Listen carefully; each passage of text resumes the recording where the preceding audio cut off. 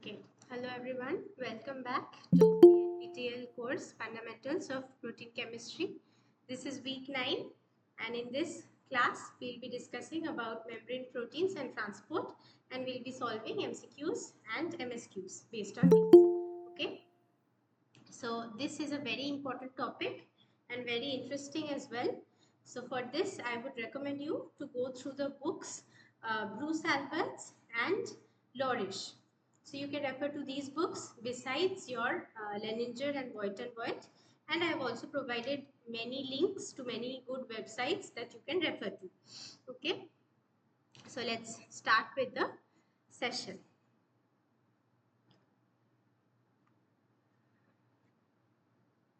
Right, so membrane proteins are defined as proteins that are associated or attached to a cellular or organelle membrane. Right, if you can see in the figure, we see that this is the lipoprotein layer, that is the cell membrane, and on these inside you can see that there are proteins that span the entire membrane. There are also proteins that are there on the surface of the membrane. Okay, so therefore membrane proteins are divided into two types. One is peripheral, that are present on the surface, and then there are the integral proteins which span along the entire length of the membrane. So peripheral membrane proteins are temporarily associated with the lipid bilayer, but then they do not span the full membrane. Integral proteins are permanently embedded, span the entire lipid bilayer, and contain hydrophobic alpha helical or beta barrel structures residing inside the membrane. So the one that we see on the figure, this is an integral membrane protein because it is embedded inside the membrane. Right. Now, why are membrane proteins so important? So the reason is membrane proteins are associated with a lot of different signaling cascades. You might have heard about the GPCR, so G protein coupled receptors, right? You might have heard about this RTK signaling, and then there are so many different signaling pathways. Membrane proteins are very much active in those signaling pathways. Therefore, if anything is wrong with the signaling proteins, the membrane proteins, then what happens? Different diseases can be induced. So, membrane proteins are important signaling mediators in cellular pathways and therefore involved in diseases like cancer, cardiovascular disorders, and neurological disorders. And therefore, 50 to 60% of the therapeutics that we have today are directed towards these membrane proteins. Okay, particularly the GPCRs, ion channels, and transporters. And this is why learning about membrane proteins is very important. Okay. Right. So if you remember the fluid mosaic model, this I'm sure you have already learnt in school.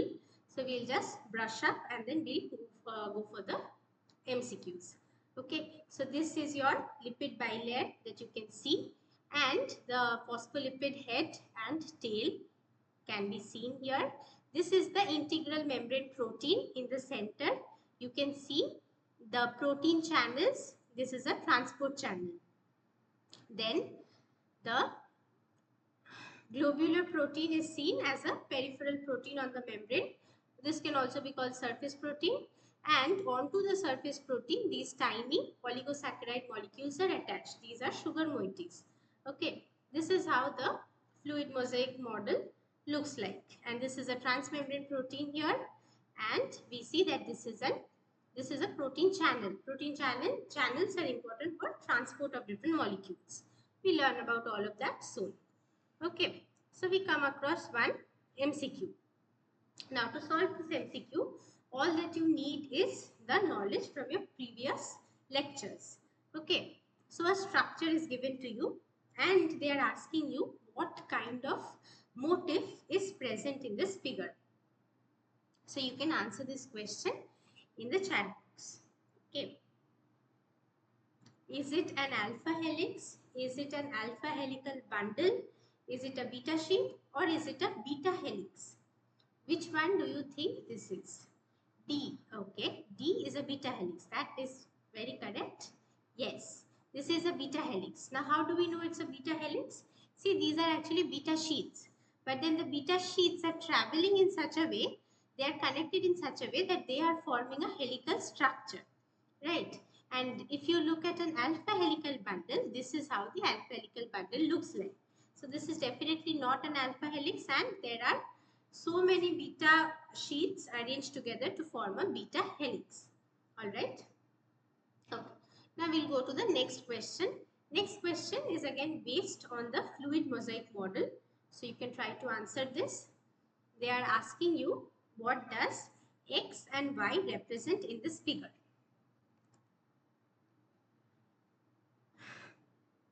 X is a protein and Y is also something. B. B is peripheral protein and integral protein. X and Y. See properly. A. Okay. Let's see the right answer. It is A. This is X and X actually spans throughout the membrane, right? This is some kind of a channel protein that we can see. So this is an integral membrane protein. And this Y that you're seeing here, this is only attached to the surface of the membrane. So this is a peripheral protein. And onto this Y protein, you can see that sugar moieties are attached. Okay. Now, these membrane proteins, they can be of various types. Okay. There can be ABC transporters. Now, we will look at all of them in details very soon. But let's just have a look at these. So, this is an ABC transporter. It is helping in transport of ions against the concentration gradient. So, it is utilizing ATP for this transport. Then there are ion channels. Similarly, ion channels are useful in transporting ions. There can be passive as well as active transport. Okay. Then we come to membrane bound ATPases. ATPases are very important because they can either be useful in transport of ions against the concentration gradient, and then we also have the ATP synthases which are useful in synthesis of ATP. Okay, and then we come to the symporter, antiporter and uniporter. These are important for, once again, transport of molecules. There are water channels which are helpful in diffusion of water molecules across the membrane through passive diffusion or osmosis. Okay, so what are the different functions of the membrane proteins? So membrane proteins are important for enzyme activity, signal transduction, which is very, very important function of the membrane proteins. Then we have active and passive transport. So what is active and what is passive transport? Active transport means that a particular molecule is traveling from its lower concentration to its higher concentration using energy. That is active transport. And passive transport means it is going along the concentration gradient, that is from higher to lower concentration without the use of any ATP. Okay, and then there is cell-cell recognition, communication between cells, that is very important. Intercellular joinings, and there is also anchorage or attachment. Okay, So these are the different functions of membrane proteins. Now we come to something very interesting. This is called sorting and targeting of proteins. Now this is a place from where you can get many questions. Okay, so for this you need to understand this, and this is a very interesting thing. So you will love this once you understand this. Okay, so what happens is, first the protein is synthesized in ribosomes. Now ribosomes, they can either be free ribosomes or they can be attached to the endoplasmic reticulum, right?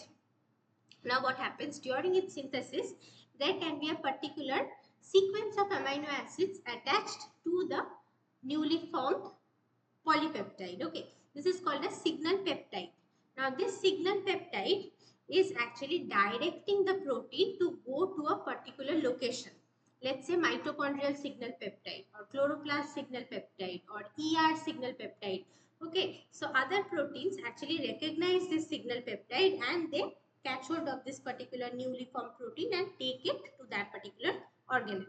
So this is one way of transport. This is called signal peptide based sorting. Then there is one more sorting technique which is called vesicle based trafficking.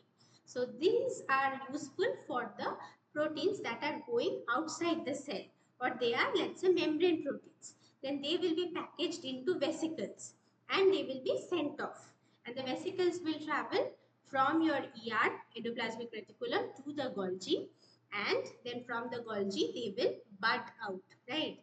Like bubbles when you boil milk, it will bud out and it will go and stick to the cell membrane. There it will fuse with the cell membrane and it will let out the protein. So that is how the entire sorting and targeting happens. Okay, so the process by which proteins are targeted to a specific organelle is called protein sorting. It can be of two types. One is signal based sorting and the other is vesicle based trafficking. So membrane proteins are sorted into vesicles by the COP2 machinery. COP2 is a kind of vesicle. There is also COP1. We will learn about those very soon. Okay, and delivered to the Golgi from the ER and by vesicle tethering and snare machinery. So snare is again different group of proteins. What they do is they are helping in this vesicle and membrane recognition, fusion, all of these things. Okay, there are so many different proteins associated with this entire pathway. So you can read about that if you're interested. So we will look at this in more details. All right, let's see. So see, in the cytosol, there can be post-translational transport and then there can be co-translational transport. So what happens is, once the nascent polypeptide is formed, this nascent polypeptide can either undergo post-translational transport to different organelles like mitochondria, peroxisome, chloroplast, nucleus, or it can go to the endoplasmic reticulum as it is being translated, and this is called co-translational transport. And inside the endoplasmic reticulum, you know that ribosomes are attached to the endoplasmic reticulum, right? So it enters into the ER and then what happens, a signal peptidase, which is an enzyme, comes and chops off the signal peptide. So if it is having ER signal peptide, it is going to go to the ER, stick onto the membrane of the ER, and the signal peptidase is going to come and chop off, and then the rest of the processing will happen there. Okay, then it will go to Golgi through vesicular transport. From the Golgi, it is going to other parts of the endomembrane system. What is the endomembrane system? We will see in the next slide. Okay, it can go to lysozyme, it can go to, lysosome, it can go to plasma membrane, it can go to cell exterior through secretion. Okay, now there are questions regarding these signal recognition peptides. Okay, so signal recognition peptides, you can see on this slide that there are many sequences given. Okay, amino acid sequences. So you need to have a look at these, because in your questions you might get asked. This is one of the very favorite questions of the examiners, where they'll ask you if, let's say, it is going from the Golgi back to the ER. then what kind of signal recognition peptide will be there in that particular nascent polypeptide. What about a polypeptide that is going to the, let's say, lysosome, then what kind of signal recognition peptide can be there. So if you look at these, you will see that some residues are in abundance. For example, this leucine rich residues, right? So these you have to take a note of. Okay, now we will move on to the next slide. So see, the entire process is given here. This is the ribosomes, they are attached to the ER and co-translational transport is happening. As soon as it enters into the ER, this entire signal recognition peptide gets chopped off and it is sent into the Golgi, and then from there to different paths. Okay, all right. And for post-translational transport, it is being sent to different organelles. Okay, excuse me. So what about vesicular transport of membrane proteins? So we understand from here that the membrane proteins are then going to be, cell membrane proteins, they are mainly going to be sent to the cell membrane via this vesicular transport pathway. Okay, so what happens in this vesicular transport pathway is given over here. You can read this. So there are different proteins involved. For example, clathrin, then COP1 and COP2 vesicles. Okay, so these are proteins that coat the vesicles for the transport. So this is the ER and these are the small ribosomes on the surface of the ER. The proteins are budding out and they are going to the CGN, which is the cis-Golgi network. So Golgi facing the ER is called cis-Golgi, and Golgi facing away from the ER and facing the cell membrane is called trans-Golgi.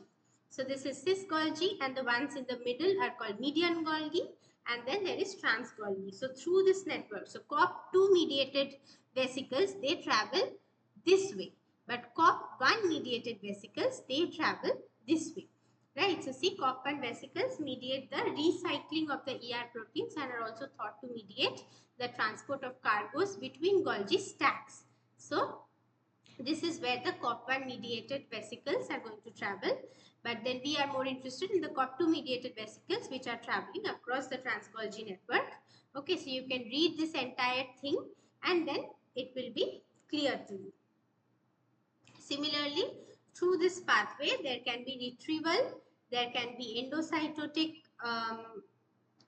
pathways. So that means the protein is going to the endosome and maybe for degradation, and then there can be also secretion. It is going to the cell exterior for secretion.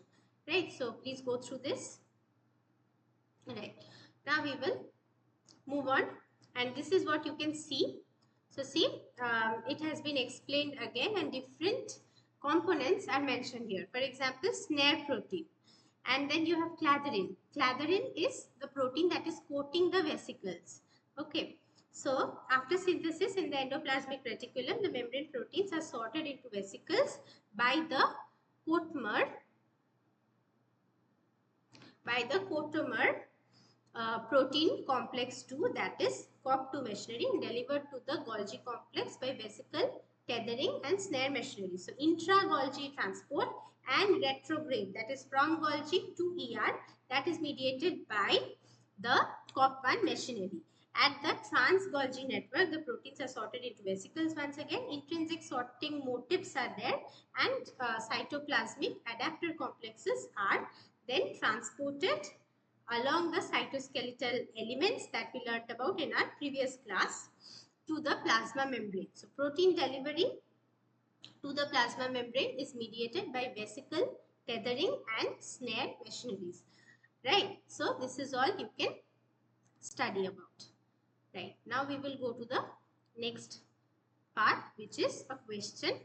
So they are asking you about a particular sequence and they are asking you where this sequence is most likely to be present in a globular protein. So remember, globular protein is soluble protein. So where do you think this particular sequence is most likely to be present? Is it supposed to be present in the interior hydrophilic core, interior hydrophobic core, exterior hydrophobic surface or exterior hydrophilic surface of a globular protein? You can answer in the chat box. B is interior hydrophobic core. Yes, that is very correct, because if you look at the sequence, you will see that majority of the amino acids are hydrophobic in nature, right? So it is more likely that this sequence will be in the interior hydrophobic core. They are all non-polar residues, mostly non-polar residues. Okay, right. Now, there can be different kinds of proteins in the membrane, right? Okay. You will tell me if you are not able to see the slide. Okay. So there can be different kinds of proteins in the membrane. Mainly, they are grouped into three categories. The first one is membrane channel. Membrane channels are the proteins that allow free transport of the ions or small molecules along the concentration gradient, that is by passive transport. Right? So channels specific for the passage of water are called aquaporins. Remember that. Now, water travels by osmosis or diffusion. Then, the channel proteins are helping in transport of ions. Channel proteins can be of various types. There can be ligand-gated channel, there can be voltage-gated channel, there can be leaky channels, and then there can be other types as well. We will have a look at those soon. Okay, what about the membrane pump? Now, if you see this ATPase membrane pump, then you will see that ions are traveling against the concentration gradient by active transport using ATP through membrane pumps. Sodium potassium pumps are very common. Okay. Then we have the membrane carriers. So carriers are either unipolar, that is, they are going to take one small molecule and then they are allowing it to pass through. Then there can be sympoters. So then two molecules of similar kind, they are going to the same place, that is from outside the membrane to inside or from inside to outside through facilitated diffusion. Okay. And then there are antipoters. So there is an exchange. One is going out and the other one is coming in, and it is very, very specific for the type of ions, for the charge and the size of the ions that these proteins are going to transport. So for unipolar, sympator and antipolar, these proteins basically just flip. So let's say this is the outside and this is the inside of the membrane. This is the, let's say, unipolar. And one molecule comes and binds to it. Then this is simply going to flip this, and this molecule is now going to go to the other side. Okay, that is how this works. Okay, now we'll go to the next slide. So ion channels, they can be of various types. There is ligand gated. So what happens in ligand gated channel? Only when a particular ligand comes and binds, the channel opens up and the ligand can travel. Okay, it is common for neurotransmitters. Then we have mechanically gated channel. When the pressure is different, then what happens? It opens. What are the channels that are always open called? They are called leaky channels. Okay, and then there is also voltage gated channels. Voltage gated means, let's say that the one side of the membrane is becoming more positive compared to the other side, and so then there is a difference in the voltage, and that is when the voltage gated channel will open. Okay, right. Now these are the different channels that you can go through. There are also calcium channels, so you can always go through these and you can see the functions, you can see the examples and the description. Okay, we have already discussed all this, so we will move on. Then we will talk about antibiotics. Now when we are talking about membrane proteins, we are talking about cell membrane proteins. Cell membrane is there in your pathogens as well. Bacteria also has cell membrane.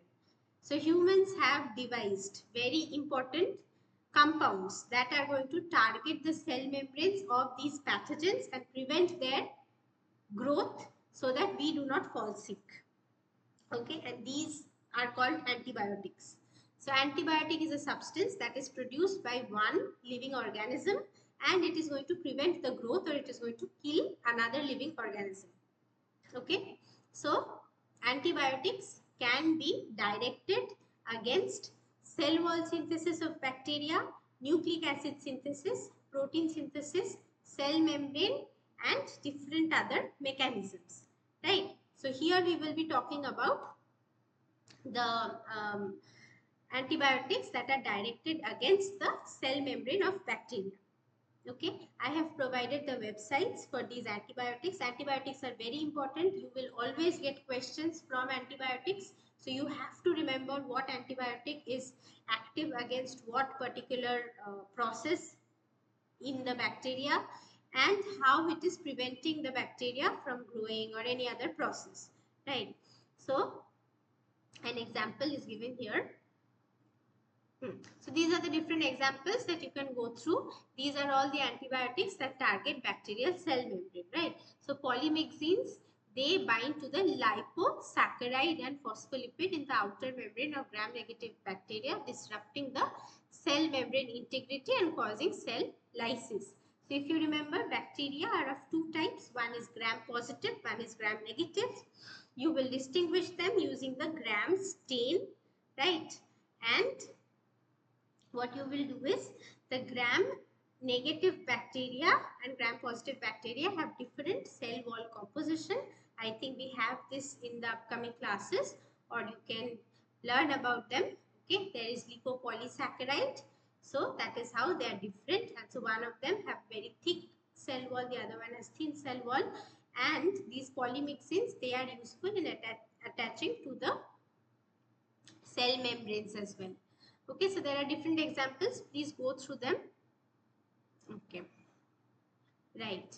Now, for this class, we will be looking at gramicidin A. Now, gramicidin is a 15 residue long peptide. You can see the figure. It is a 15 residue long peptide. Okay, and this forms this kind of helical structure that is there in the diagram. So gramicidin monomers form beta-helix, and that is why beta-helix was there in your questions, right? So this is forming this beta-helix structure, and this beta-helix structure is very problematic because what happens is it is disrupting the sodium and potassium balance in the cell. So formation of the gramicidin channel upsets this balance of low concentration of intracellular Na+ and high concentration of extracellular K+, and therefore what happens is resulting in sodium ion influx and potassium ion efflux and subsequent membrane depolarization, osmotic swelling and cell lysis. So that is what happens. This is how you can kill bacteria. Okay, right. Now you try to solve this question. Here they are asking you about the incorrect statement. So 4 options are there. The first one is gramicidin A works as an ion channel type ionophore. So ionophore is an ion gated channel. Okay. It is a, you're saying that it is D. So 3, it is a ribosomal protein and it contains alternating D hydrophobic and L hydrophilic amino acids. Achha, let's see. That is correct. Yes. So if you look at this figure, see there are alternating D and L amino acids, and if you see, then you will know that this is made up of 15 residues. So this is definitely correct. It is a linear peptide and alternating, yeah. So it is made of alternating D and L hydrophobic amino acids, and that is actually giving it the beta helix structure. Okay, great. Now we will look at ATPases. ATPases are also important membrane proteins. You know that ATPase is very important for one is ion transport and the second is generation of, ATPases are useful in basically ion transport against the concentration gradient. So the ions can be sodium, potassium and calcium ions. Okay. So ATPases are of 4 different types. P type. P type is called phosphorylation type and this is useful for transport of Na+ and K+. Okay, then comes the V type. V type is actually vacuolar ATPase, and this also pumps H plus ions against the concentration gradient using ATP. Then comes in the F type. So F type is actually ATP synthase. This synthesizes ATP and it is useful in ATP synthesis. Then at the ABC transporters, you can look up the full form of ABC. Okay, so these are important for transport of a wide range of substances, which can be drugs, these can be ions, all right, and they also hydrolyze ATP for transport. So you can look up. Now see, these are ATP synthases. ATP synthase looks like this. There is an F0 and F1 component, and what happens is this F0 component is embedded along the membrane and it forms a channel for the flow of H plus ion. F1 component is the catalytic component that facilitates ATP formation from ADP and PI. So when there is a proton gradient, it is established by electron transport during the cellular respiration or photosynthesis processes, and proton flow happens through the F0 domain driving rotation. Rotational catalysis. So F1 actually rotates. Rotation induces conformational changes in F1 facilitating ATP formation. So the types are F type, which is common in bacteria, mitochondria and chloroplast, and B type is there and it is seen in different organelles. Okay, right. Now we will go to another question. Try to answer this. All aerobic organisms require dash to produce basic energy by generating ATP, that is adenosine triphosphate, by an ATP synthesizing enzyme called dash. ATP synthesizing enzyme through a process called dash transport. Which one do you think would be the right option? A. A is oxidative phosphorylation, ATP synthase and electron transport. Okay, let's see. So I'm getting many answers. Yes, the right option is A. So all aerobic organisms require oxidative phosphorylation to produce basic energy by generating ATP by ATP synthesizing enzyme called ATP synthase through a process called electron transport. Okay, so electron transport chain is the name of the process which comes right after glycolysis, right? Okay, now this is something new and something interesting. Last class we read about porphyrins. Porphyrins are the four-membered ring along with the ion attached, right, conjugated in between, and porphyrins are seen in heme, they are seen in chlorophyll, they are seen in so many different enzymes and so many different metalloproteins that we learnt about in the last class. Now one very interesting thing about porphyrins is that porphyrins can be used in photodynamic therapy. So this is a kind of therapeutic approach to treat cancer and age-related degenerative diseases by utilizing the absorption property of porphyrins. Okay, and porphyrins here in this case, they are known as photosensitizers. So let us see what exactly happens. Okay, a photosensitizer is defined as a chemical entity which upon absorption of light induces a chemical and physical alteration of another chemical entity. Okay, so a good photosensitizer should absorb photons efficiently, that is it should have high absorption coefficient and it should have a high quantum yield of triplet formation. So if you remember the singlet and triplet states in absorption which was there in our previous lectures, if you don't remember you can always go back and check.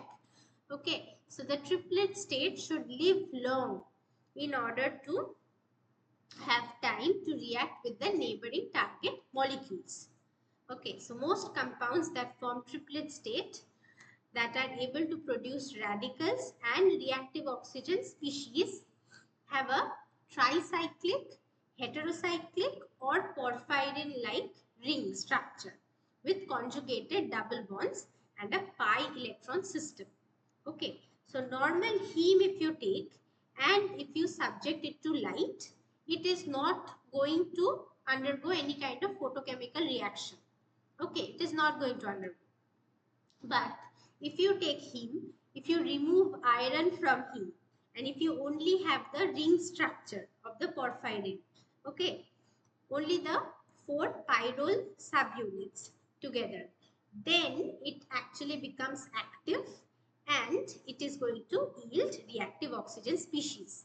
Okay, and these tetrapyrroles are naturally occurring pigments like heme, prosthetic group in hemoglobin, cytochrome, catalase, etc., vitamin B12, chlorophyll. So all these compounds have these tetrapyrrole rings in. So these tetrapyrroles do not induce any photochemical or photobiophysical reactions in other compounds or are rapidly quenched in their normal surroundings. But then when you remove the metal, tetrapyrrole become efficient photosensitizers. Coordinated metal ions increase the probability for non-radiative decay of the triplet state. But then when you remove the metal, then the triplet state is persistent. And therefore, porphyrin-based sensitizers are very useful in photodynamic therapy. Okay, so how does that happen? Let us have a look at that. Okay, so see, in case of porphyrin-based sensitizers, when you subject that to UV visible light, you get two kinds of spectra. One is a big sorbate band around 400 nanometer. Okay, the other one is a weaker Q band. There are multiple Q bands. Okay, around 550 nanometer you can see these Q bands. So S1 and S2, you know that these are actually the energy states. So S1 and S2 are first and second energy states in the molecule. S0 is the ground state. So fast interval conversion is S2 to S1. So you can read about this. Internal conversion and intersystem crossing, we had talked about these as well in our previous classes when we discussed fluorescence and your phosphorescence and absorption spectroscopy, right? So B and Q bands both arise from pi to pi star transition. So bonding to antibonding transitions and can be explained by considering the 4 frontier orbitals of the porphyrin.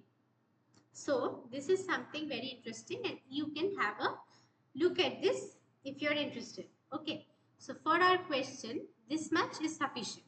So let's try to have a look at the question. The question is, sorbate band is mostly due to dash transition. It is useful to characterize the dash prosthetic group. Which one do you think would be the right answer?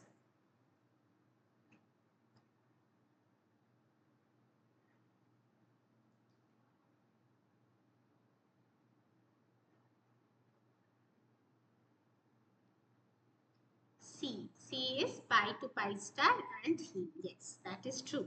That is correct. Now, this is very new, and so if you are interested, you can actually read about this. Okay. Okay. So, see, sorbate band occurs due to electron dipole movement, which causes pi to pi star transition in the porphyrin compound, and heme is the porphyrin compound here. Okay. Now we have 2 more questions. Okay, yeah. So the last slide is 48 and right now we are at 32. Okay. Right. So these are 2 more questions. These are simple questions based on whatever we have learned until now. You should be able to answer. Okay. So which of the following type of ATPases undergo reversible phosphorylation to transport cations across the membrane? A type, F type, B type and P type ATPase.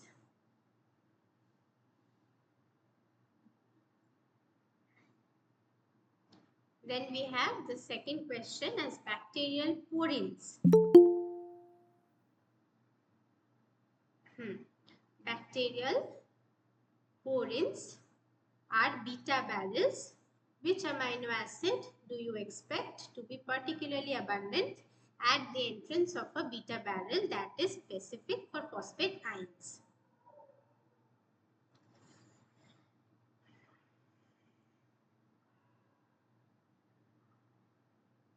So one of the answers that we got is D, which is the answer for the first question. What about the second question?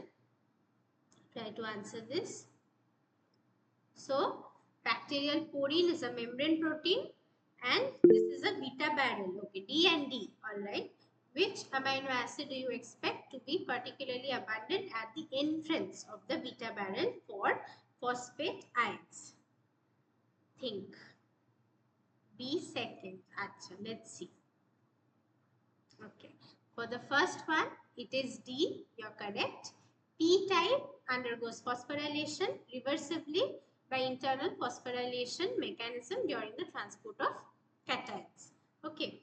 Now, what about this beta barrel porins? So, for phosphate ions, you know that phosphates are negatively charged. So, how do you think the amino acids are going to attract the phosphate towards themselves? How do you think this membrane channel is going to attract the phosphate? So, that is through opposite charges electrostatic interaction, right? So, definitely lysine and arginine would be the amino acids that are present abundantly at the entrance of the beta barrel. Okay, right. Now we go to the next question, which is indicate whether the following compounds are likely to cross a membrane by channel or transporter. Okay, the first one is calcium 2+. The second one is water molecules. Third one is glycine and the fourth one is glucose. So which type of these molecules are most likely to be carried across the membrane by a channel protein or a transporter?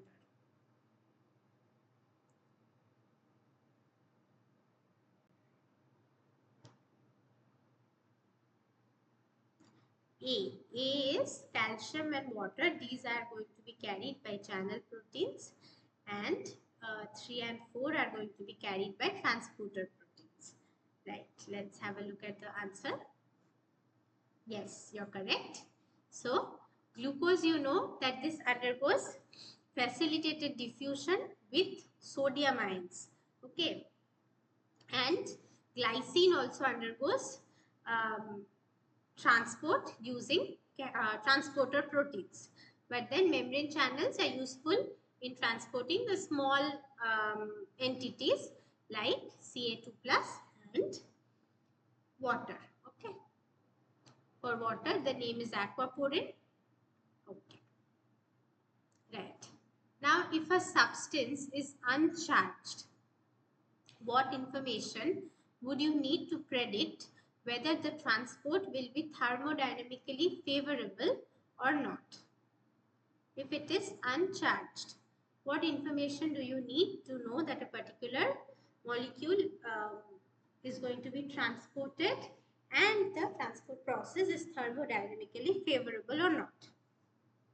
Okay, so information about the pH gradient, the membrane potential. A is okay, pH gradient, membrane potential, solubility of the substance in the non-polar core of the membrane, and information about the concentration gradient.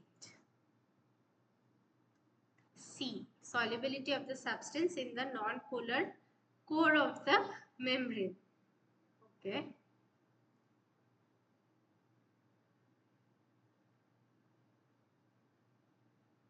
It is non-polar. It is uncharged. So let's look at the right answer. The right answer is actually the concentration gradient. So thermodynamically, if it is favorable, that means delta G will be negative and RTLN into ion concentration inside divided by ion concentration outside the membrane, and the zeta potential, Faraday's constant into psi. All of these terms we will encounter very soon. So the psi is actually the membrane potential. So all of this is going to tell you that Z is actually the charge of the ion. As the substance is neutral in nature, the second term of this equation will be 0. Okay, hence the information on the concentration gradient is required for the calculation of Gibbs free energy change. So you have understood, right?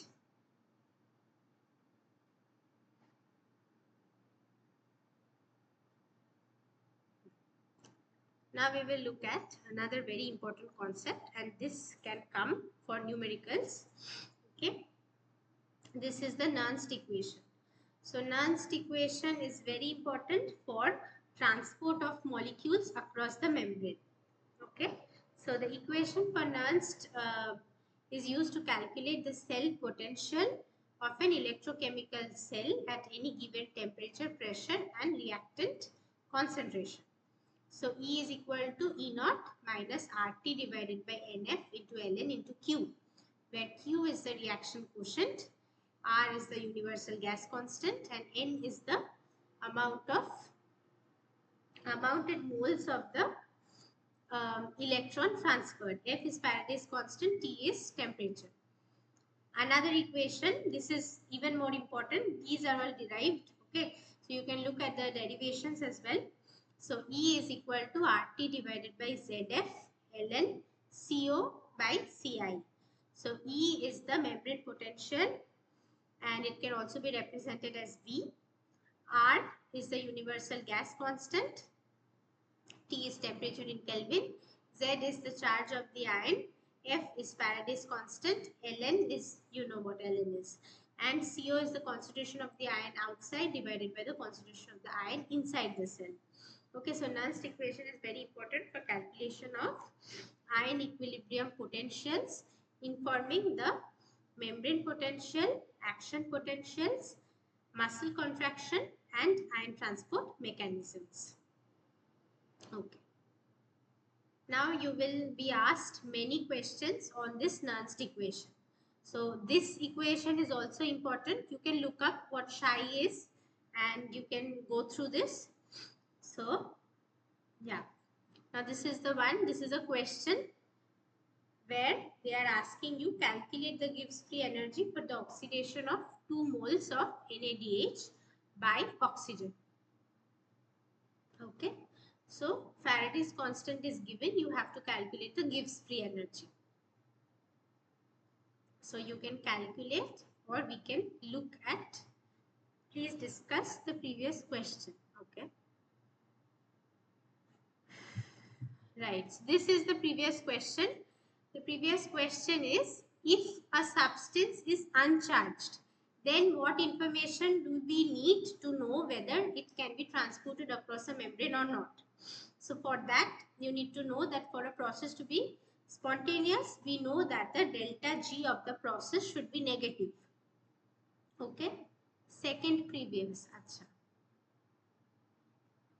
This one. This question. No, which question?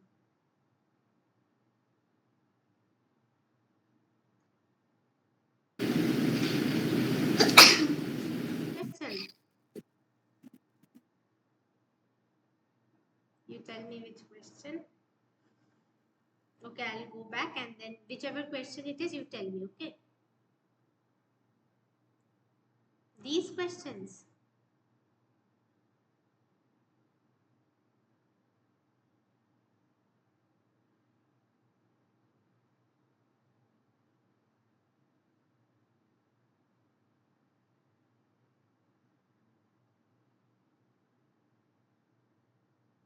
Okay, this question, all right, sure. So, should I explain both the questions?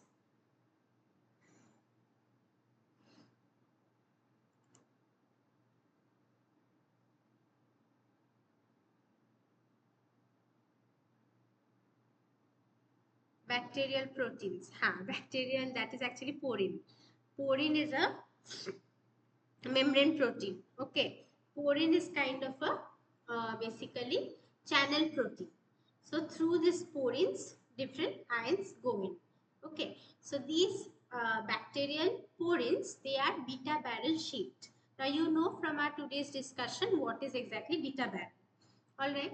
Now in this question they are asking you for phosphate ion to travel through the porins.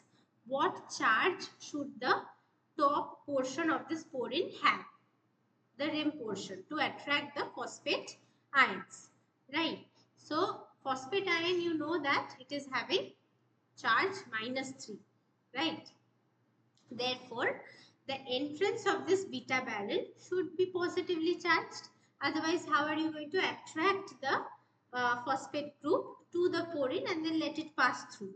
So, beta barrel protein of this bacterial porins, they have majority of amino acids with positive charges, and those are lysine and arginine.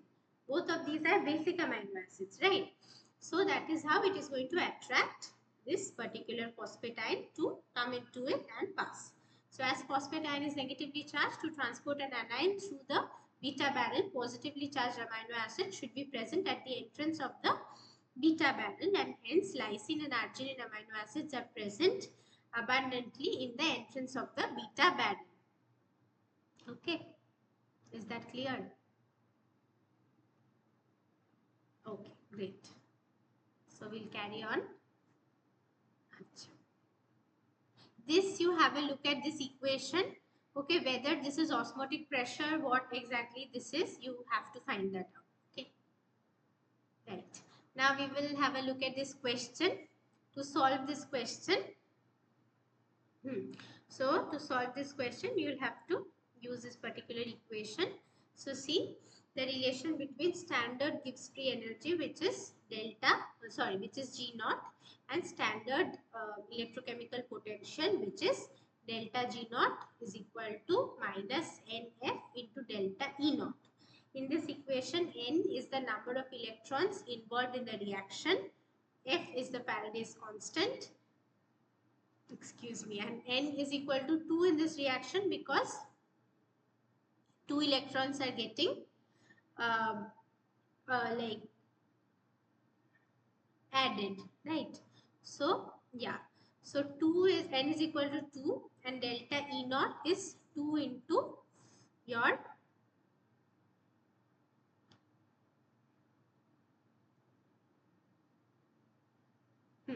So earlier we saw what delta E naught is, that is electrochemical potential. It was there in this slide. So from here you can calculate E naught, and then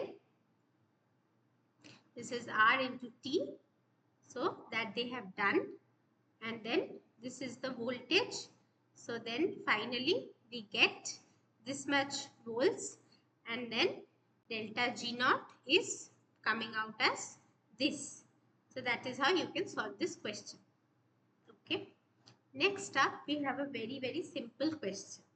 This is something that you all have studied in your class 10th.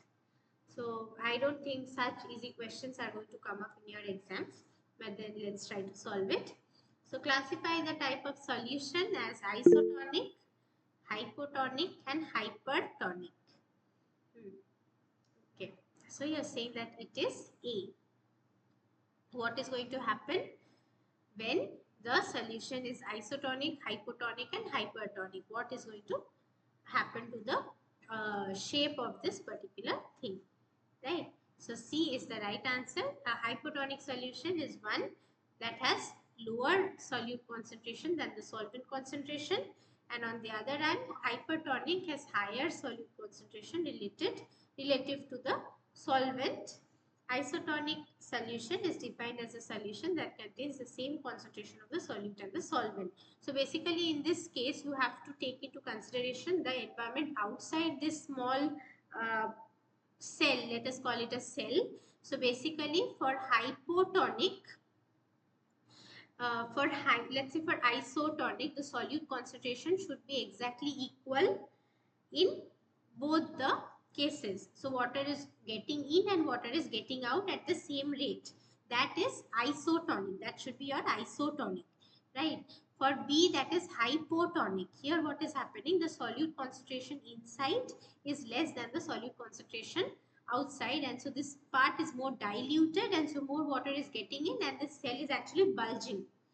For hypertonic, what is happening? The inside environment is more diluted compared to the outside environment, so water is leaving along the concentration gradient, so it is shrinking. Okay, right, we have one more question here. Try to answer this and then we'll have, I think, 2 or more questions and then we'll be done with today's class. So which of the following statements is or are indicative of passive transport? ATP is required for the transport. Small organic molecules will diffuse based on the molecular weight and solubility in the lipids.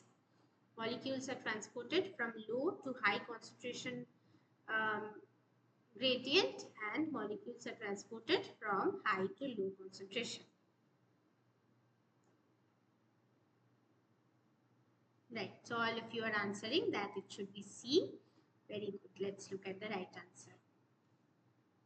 Yes, correct. It is C. So all the molecules will go from high to low concentration. No ATP is used, and small organic molecules will diffuse based on the molecular weight and solubility in the lipids. All right. Okay. Now we have one more question. These questions are very important. Please practice the questions properly. Okay. There will be questions based on this Nernst equation and membrane potential and all that. So you must be able to answer these questions. Practice them properly.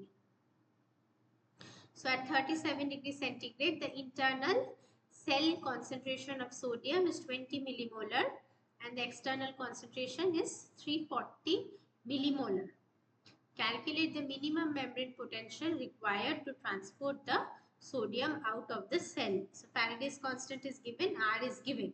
You have Ci and you have Co, correct? So they are asking you to calculate the minimum membrane potential. So you will be using Nernst equation here and you will be able to calculate. Okay. Okay. So this is what you have to do. The equation is given and from there you will get this as the right answer. 75.7 millivolt would be your right answer. Okay.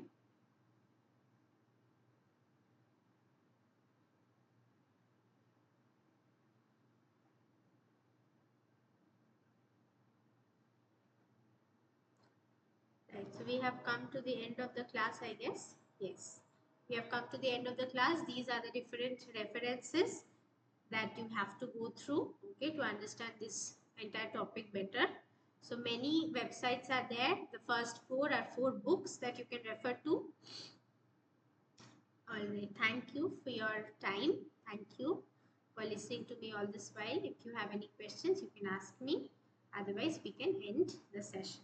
Thank you so much.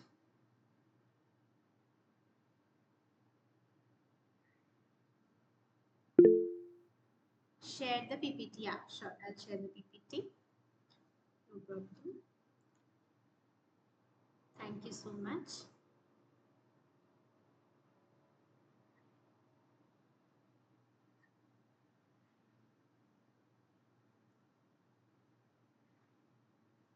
Okay, so let's end the class then. Thank you so much to every one of you. Thank you.